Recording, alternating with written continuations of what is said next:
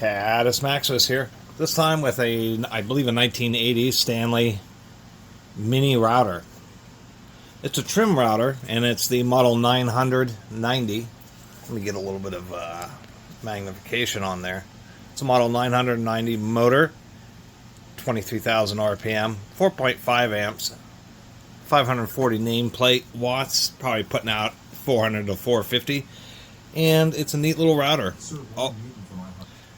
Either somebody had a bit come loose, or they had too big of a bit, or they were trying to carve this out so they could get a larger bit in there.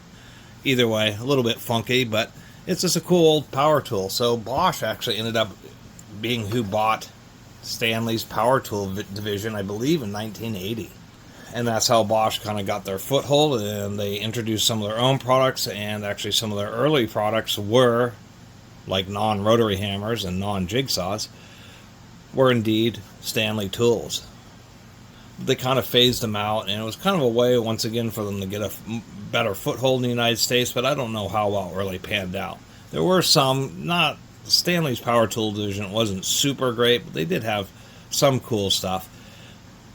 I'm wondering if this is where Bosch got the idea for wooden handles, because this does have nice, warm wooden handles, and this little mini router base is exactly that. I kind of like that it has a whole solid section on the back, 4 screws, and so when you're using it, it actually blows the dust away from you, and it's just a really compact router. And these things are, you can get some bases like the Makita little trim router. You can get a premium set which has a plunge base with little side handles, but just like a little tiny fixed base router is kind of a little bit of a lost art. They're all palm routers, and you can certainly use this as a palm router. It's just kind of nice to have just a little bit better grip. I do need to lube the bearings.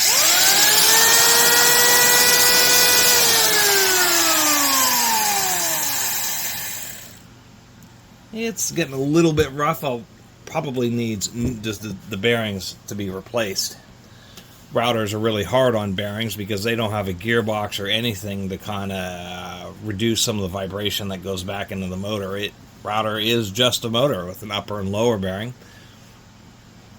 Excuse me.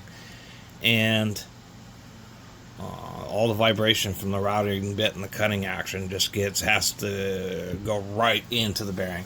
And the fact that they are spinning so fast, they tend to wear out. One thing I will mention about serviceability of older tools is some, newer tools are notoriously bad to service, but that's like not a new thing. I mean, this thing is like 40 years old, and I've actually broke one of these before. Tore one of the wires right out of the field because there's a special procedure to some of these power tools like the Stanley to actually get it apart, and it's just annoying. They don't actually have a strain relief. They just have one of these, pinch type cord captures, and to actually get the top cover off, you have to release the power cord first. So you actually have to get this thing, really crunch it down, and sometimes these things just do not want to come out. I like actually using slip joint pliers because you get the little sipes on the very end of the teeth. And man, this one just does not want to come out. And there's just so little space that this cover is slid on, and then this little cord pinch is put way down low and then just jammed in there, and so you can't pull this cover off because the power cord is the wire. There's like no space for the wires inside here, just such a tiny little area, so you can't pull the cap off until you get that released. So the trick ended up being squeezing it, since I couldn't get enough grip just to pull it out, is to squeeze it and rock it a little bit till I could just get a flathead to start getting it moved up. Then I was able to get enough of a grip to lift it out. And then the way these things there we go work is they're just a little pinch that goes around the wire, and then the specific sizing of the hole and a little barbs is what keep it in there.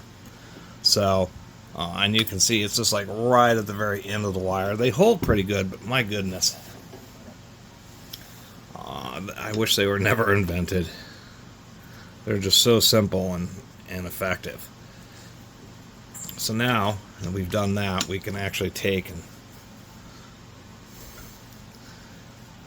get these screws off or out, and we ought to be able to. It's probably captured a little bit on the bearing. Such a tiny amount of space. I really don't, these power wires actually go in here, dive under the brush, come back around. One of them goes directly to the brush, and one of them goes to the switch. This upper bearing actually had a little oil hole. There's a little bit of felt. So back when you're supposed to oil bearings and they allowed you to oil, it is a proper router. We do have a spring washer in there which maintains just a little bit of pressure on those bearings so that they can't develop an oscillation and vibrate up and down. I've done videos on routers. The difference between a good router and a router that fails quickly could be exactly just that. The lack of a P-tension washer. The skill routers are pretty notorious, and the bearings can wear out way faster under those situations. Really looking at the commutator, there we go, barely anywhere. So really it's just the age of these bearings and how they've just started to dry out some, and it's so fast. You can see how this bearing is thrown out some of its or a bunch of its grease, but putting just some 3-in-1 machine oil got that right back in order. We do have like a little adapter ring here, a spacer ring.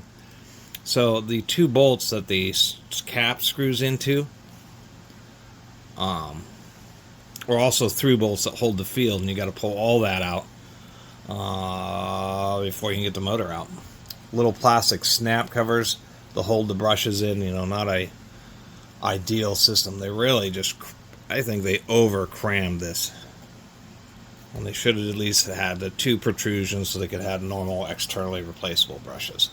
And this is why it's always a good idea to blow out routers. A lot of them burn up just because people don't really realize how quickly and how packed they can get sawdust in there. Fortunately, this wasn't too bad because I was able just to hit it with my hand and the field was able to slip out. Look at that shiny field. Versus that, they actually ground it, the outside diameter of that field, so I have a real nice tight fit inside there. And here we are, just like everybody else on YouTube. I'm going to go ahead and use a hard chrome socket on an impact wrench, because in this case I have a real reason. There just isn't enough space for the slightly thicker walls of an impact socket to actually fit in there. And try to get this nut loose.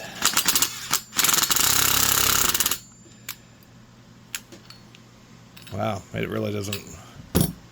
Just put a little drop of oil. Drop of oil, something on threads that you think are a little bit dirty or whatnot and might cause some galling. Best way to deal with it. And man, impacts, one of the things that makes them, well, that actually just wants to come right out of there. Oh, there's going to be some slots in the fan. That's a good way to really destroy the fan, is to not get it lined up. Well, that just came right out. And there's our release slots. These things are a puzzle sometimes. Not a bad motor. I do like it's a more classic one, so we do have a bunch of extra wrapping right here at the top of the motor. And we can see that commutator. This thing has barely any runtime on it whatsoever. But I was saying about impacts, it's just the sudden, quick impulse of energy can deliver torque where you're just trying to grip something like this motor, which is trapped down in there. And it's a difficult thing to do. But one of the things that makes impacts in certain situations magical. I am noticing welded contacts there and non-magnetic brass counterweights. I always like this design or this style of balancing a motor because, I mean, they grind motors because it's just a lot faster and simpler. But technically it's better, you're a little better off to actually add counterweights. And if we actually look at this motor here, You have a pretty big weight there and a small weight there. Really not that bad. It has a pretty good inherent balance just from the factory, just from the winding. Interestingly enough, bearing, this is a pretty standard procedure to use that edge of the screw to retain the bearing.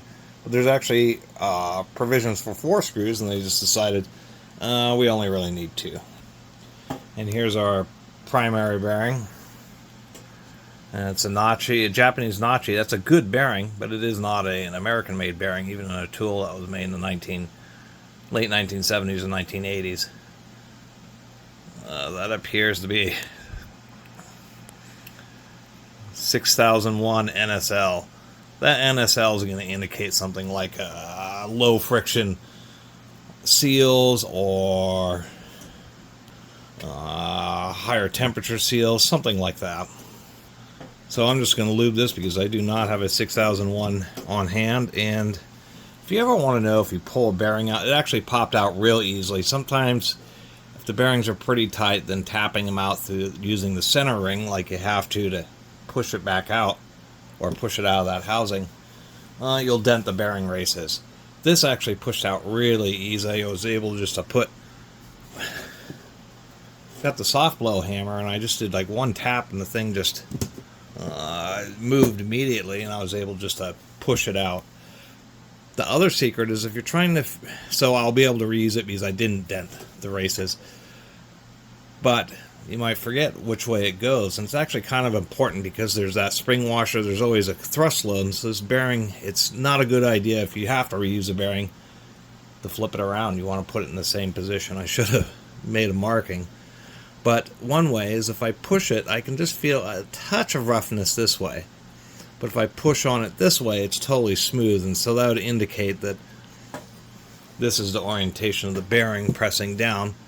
And so I'm going to pop this seal, and it kind of depends on the bearing. Sometimes you can just get right under the corner here. You have to use something extremely sharp. It has to be a sewing machine needle or something like that, just so you can get right under the edge of that seal without bending it. You'll want to clean the bearing like I did before you get in there, and this just has tired grease. It actually can have a bit more life into it. An 8-ball bearing. Learned my lesson about grease. Grease tends to get pretty hot, so I just end up just putting a touch of 3-in-1 oil. It's a pretty fine oil. And just put a little bit in there, and that's all you really need to get everything really loosened up and smoothed out. It's pretty amazing how just a touch of oil can make a big difference, especially when you have a bearing that has 40 or 45-year-old grease in it. Do yourself a little favor and wipe off, at least the best you can, the seal, and then it just pops right back in there with an oiled bearing. And you know, so the deal is these larger bearings, I mean, the larger the diameter bearing, the ratio of how big the outer diameter is compared to the inner diameter. But as you increase the ratio, the relative ball speed changes, and so I suspect that's why on so many of these power tools that they have oiling capabilities on upper bearings, because they're smaller and they have much smaller balls and a higher, I think, linear velocity versus these, larger main bearings.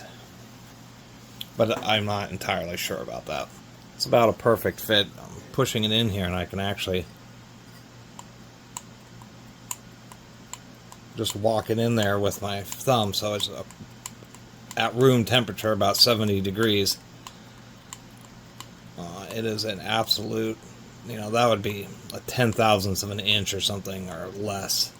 That is a really tight fit, and the screws will do the rest.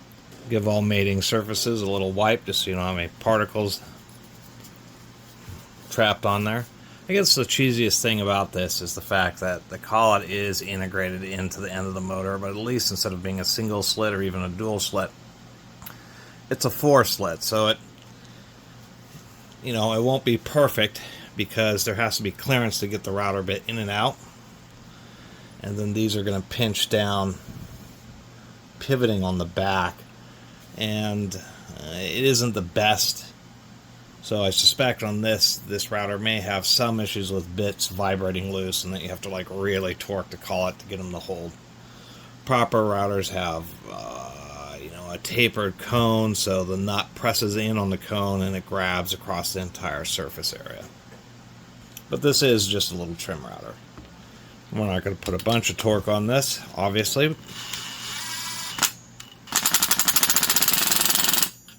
That would be more than enough. It is a very thin nut.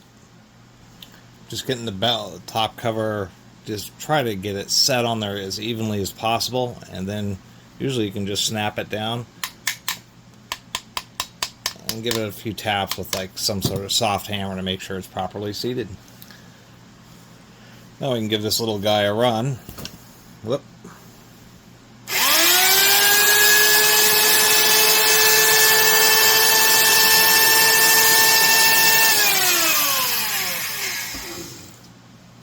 So that breathes some new life in the bearings. They still need to be replaced. It's just the difference of it blowing out within the next 5 or 10 jobs that you do with it, and it blowing out in the next 20 or 30, giving you enough time to realize, okay, I gotta swap out the bearings. At least you know what size they are, although I'll have to look back at the footage to see what the top one is.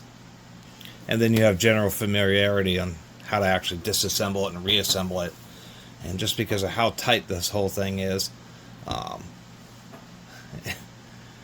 it's a procedure, but not particularly complex. Anyway, I did only pay $12 for it. I mean, I kind of like this. An old school old metal Stanley. We even have our, what is that? Inspected and tested. Anyway, just a neat little router. Moves quite a bit of air.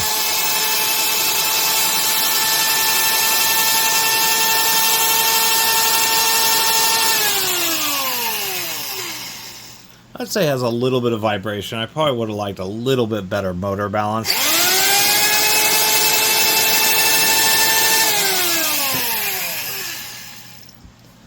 But it's just kind of hard to find little mini compact routers like this. And compact trim routers is something that have been around for more than half a century. They're certainly not anything new. And it's just kind of neat to pick up this old American-made Stanley. Anyway, thanks for watching.